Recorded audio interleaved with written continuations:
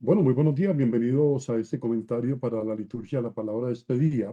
Hoy tenemos una fiesta muy importante, bueno, como todas las que tienen esta raíz cristiana católica, que creo yo que es una de las notas específicas de un cristianismo como es el católico, que es la veneración a la Santísima Virgen, veneración que nosotros no adoramos, aunque en ocasiones nos pase factura un lenguaje que da la impresión de colocar a la Santísima Virgen en situación de adoración. Yo creo que a veces es bueno ser consciente de este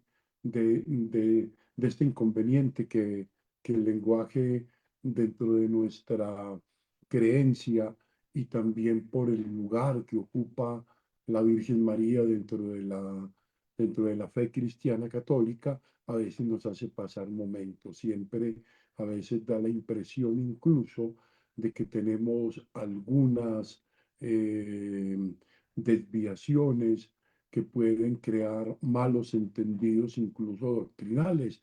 Y quiero solamente tratar dos, ya la he dicho en otras ocasiones, sin embargo me parece que vale la pena resaltarlo. Por ejemplo, hay grupos marianos eh, que hablan de María como corredentora, ¿no? María es, por designio de Dios, la madre del Redentor, la madre del Hijo encarnado. María no es la causa de la redención, la única causa de la redención es Cristo y María participa de una manera directa, es la primera redimida, digámoslo así, en ese sí libre y voluntario de María al proyecto de Dios, al dejarse configurar en su vientre, pero más que en su vientre, diría San Agustín, María concibió antes que en el vientre, concibió en su corazón y en su mente la alegría y el gozo de la salvación. Entonces, María no es solamente por esa maternidad biológica como tal, sino por esa obediencia obsequiosa a Dios, quien la hace partícipe de su proyecto salvífico, nada más y nada menos que de la encarnación. Pero María no es corredentora. María nos trae en su sí al proyecto de Dios, nos trae al Redentor, pero el único Redentor es Cristo, ¿no? Otra eh, eh, que ya se escucha menos, pero de todas maneras sigue teniendo mucha fuerza, es María Santificadora. Se presta a un malentendido. ¿Quién es el santificador en la experiencia de la Iglesia, en la fe cristiana católica?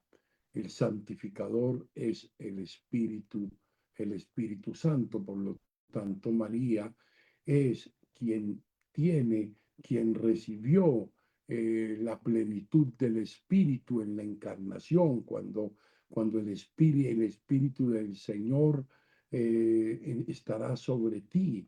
El Espíritu es el que va a suscitar en ti esa, ese acontecimiento de la salvación, ese por gracia de Dios llevar al verbo, llevar la palabra, traer al Hijo a la historia humana. Pero María no santifica, María es santificada y tiene la primicia y la plenitud del Espíritu. De hecho, por eso María también, por participar de esa plenitud, María es alguien quien tiene para nosotros, los cristianos católicos, la autoridad en la que podemos, mirándola a ella, aprender como ella a obedecer al Hijo. Eso que ella dice en las bodas de Caná, que me parece vale la pena siempre resaltar.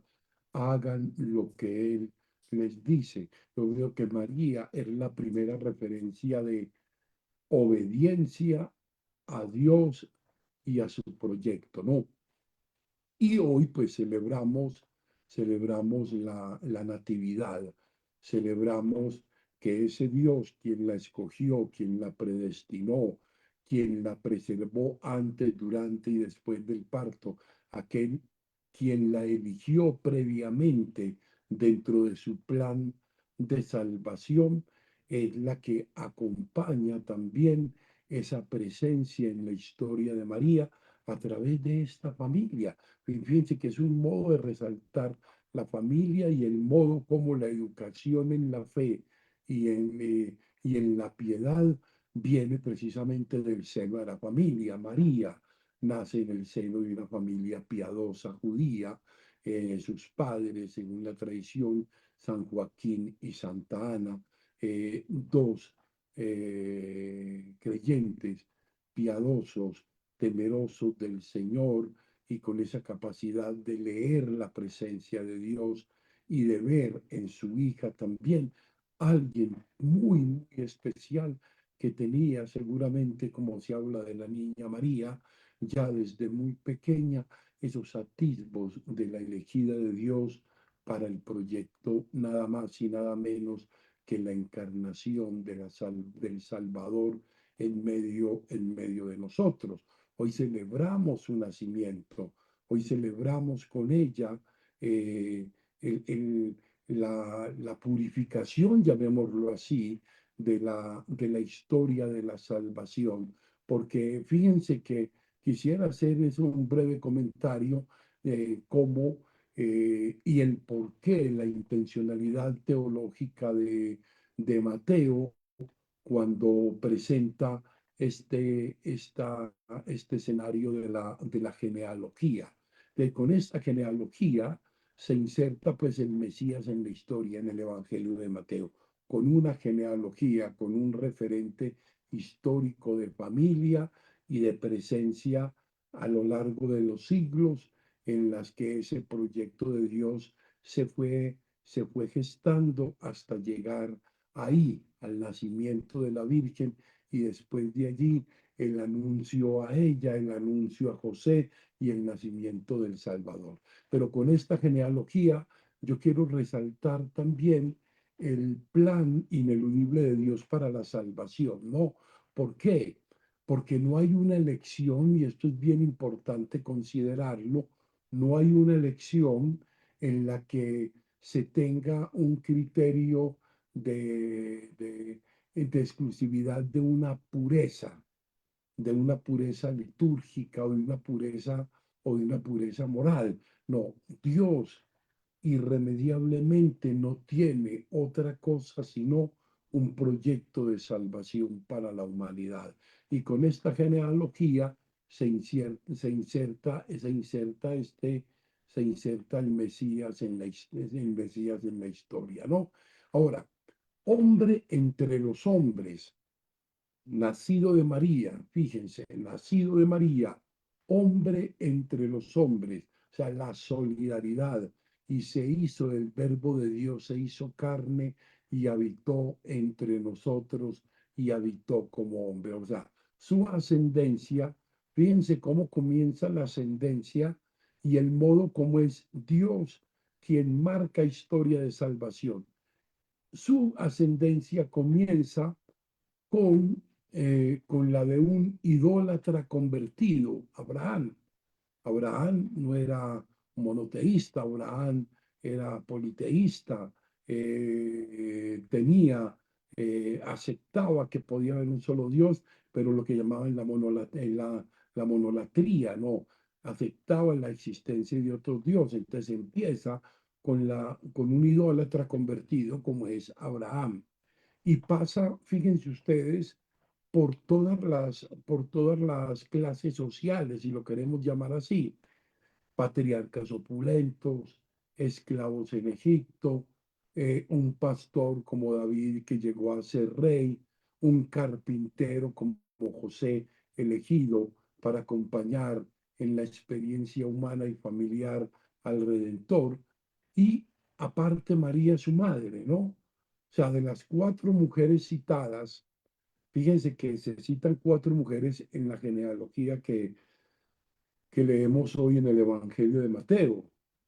Tamar se prostituyó, Ruth era una extranjera, Rahab, extranjera y prostituta, Betsabé, la de Urías, adúltera.